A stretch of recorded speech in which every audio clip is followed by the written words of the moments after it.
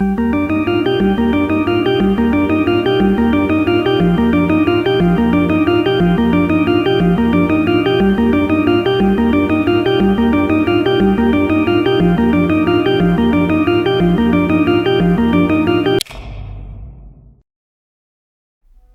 recent decades, the world has witnessed intense political and ideological conflicts, revolutions, wars, social movements, and global crises have left their mark on societies. Amidst this turmoil, every media outlet has become a platform for expression, art, literature, cinema, and even video games. So in this video, we're gonna go through one of the most depraved and controversial ideologically and politically video games ever made.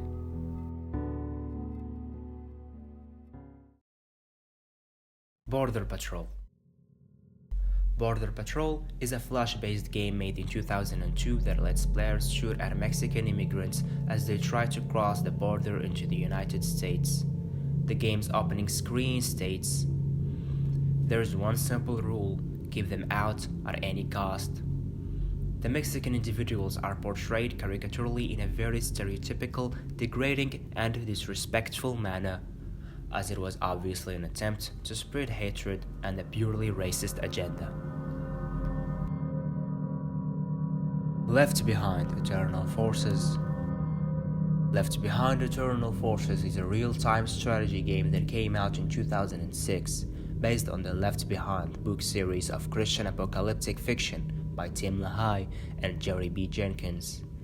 The game combines religious themes with strategy gameplay, and it is set in a post-apocalyptic world where millions of people have mysteriously disappeared due to the biblical event of the rapture, which is, according to the game's narrative, an event that occurs in an unspecified date where all Christian believers prior to the tribulation are taken to heaven and where they will receive a glorified body, while leaving behind the rest non-believers to face the consequences.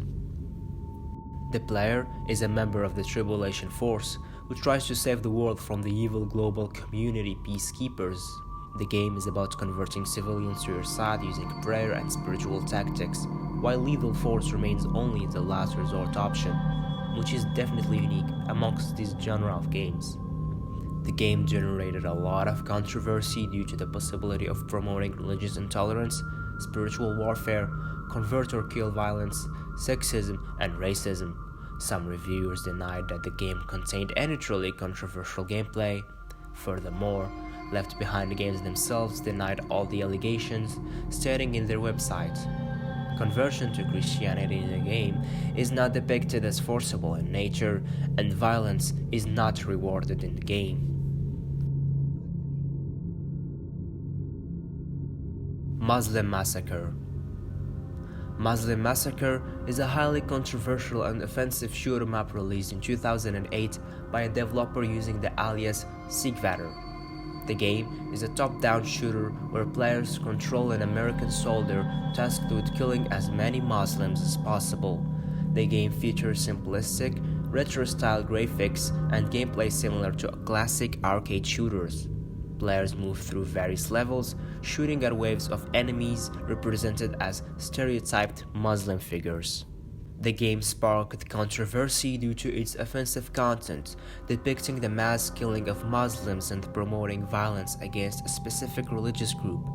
It was criticized for fostering Islamophobia, negative stereotypes, and societal divisions. Initially, the developer defended the game as satire and free expression, but eventually issued an apology and removed the game from several platforms after widespread backlash.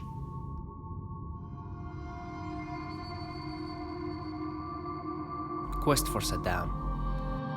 Quest for Saddam is a first-person shooter developed by Petrie Entertainment and released in 2003.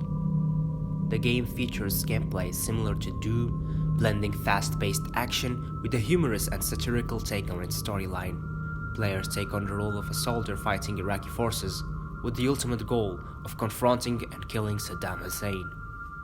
While the original game itself sparked some controversy due to its sensitive political content and the portrayal of real-world conflicts, The situation escalated significantly with the release of a mod by the Global Islamic Media Front, an Al-Qaeda propaganda organization. This modification, known as Quest for Bush or The Night of Bush Capturing, repurposed the game's assets to shift the target from Saddam Hussein to President George W. Bush. Ethnic Cleansing. Ethnic Cleansing is a first-person shooter video game released in 2002 by the white supremacist organization National Alliance. In the game, the player can choose to control a Ku Klux Klan member, a neo-Nazi skinhead, or the Aryan White Whale, who visually resembles the domestic terrorist Timothy McVeigh. The objective is to kill African Americans, Latinos, and Jews, who are described as predatory subhumans with Jewish masters. They are depicted with various racial stereotypes, and when killed, black characters make monkey noises, Jews shout "Oy vey," and Latinos exclaim "Ay caramba," or say they will take a siesta.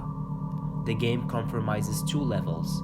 The player starts in an urban environment where they fight Latinos and black enemies, including their leader, Big Nick.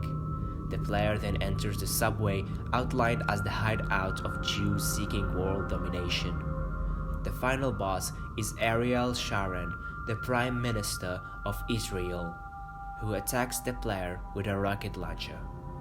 The game sparked significant outrage and condemnation due to its content. The game's premise and objectives were widely criticized for promoting white supremacist ideology, racial hatred, and violence against minority groups. Additionally, the game was noted for its poor quality, lousy gameplay, and overall mediocrity, which further highlighted its primary focus on spreading hate rather than providing a well-crafted gaming experience.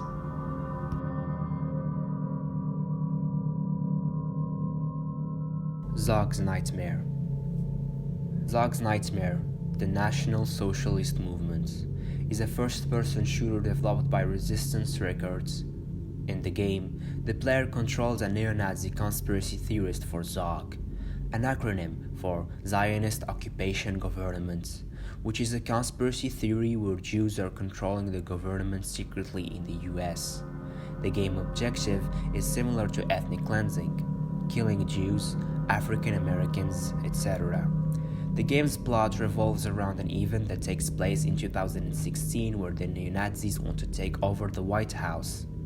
Trying to prevent this, a Jewish scientist named Dr. Abraham Kickenstein. The name is an insulting reference to Albert Einstein. Kicken is a Jewish surname often used by the neo-Nazis as an offensive term for all the Jewish people. It is also strangely ironic because Einstein was German and sided against the Nazi movement's actions. The doctor sent a terrorist squad to retaliate, leaving only one remaining gunman of the neo-Nazi who's controlled by the player.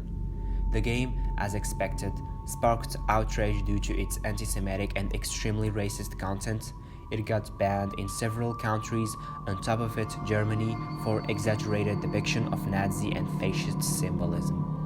Moreover, the game received several criticism regarding its high difficulty, bugs and crashes, bland levels, and overall mediocrity. KZ Manager. KZ Manager is a highly controversial simulation game that surfaced in the early 2000s. The game is set in a concentration camp during the Second World War, where the player takes on the role of a camp manager overseeing the operations of the camp, including the execution of prisoners. The game's title, KZ, is an abbreviation for the German term of concentration camp. The game's controversial theme sparked significant criticism for trivializing Holocaust and the suffering of millions of people during World War II. Calls for the game to be banned were widespread, and it faced scrutiny from Holocaust memorial organizations, educators, and the public at large. JFK Reloaded. JFK Reloaded is a first-person shooting game released in 2004 by Traffic Games. The aim of the game is to simulate the assassination of the previous US President John F. Kennedy in 1963. The game's stated intention was to prove that a lone gunman was able to kill the president. The game is set on November 22, 1963 in Dallas, Texas. The player assumed the role of the alleged assassin Lee Harvey Oswald, positioned in the Texas School Book Depository. The objective is to replicate the operation as accurate as possible based on the Warren Commission's report. The game features a detailed physics engine designed to realistically simulate the reaction of individuals when hit by bullets, so as the reaction of the president himself. By the time the game was released, there was an ongoing competition for getting the most accurate shot.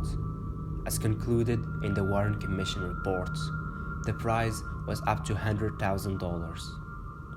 JFK Reloaded was met with immediate controversy due to its sensitive subject matter.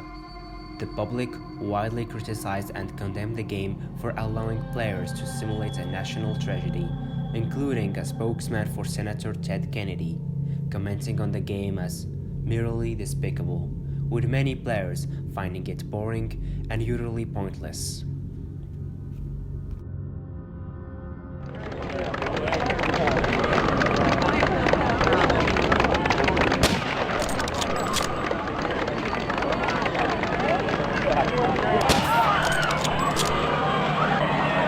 Situation room, we have reports that the president is dead, that he died about 35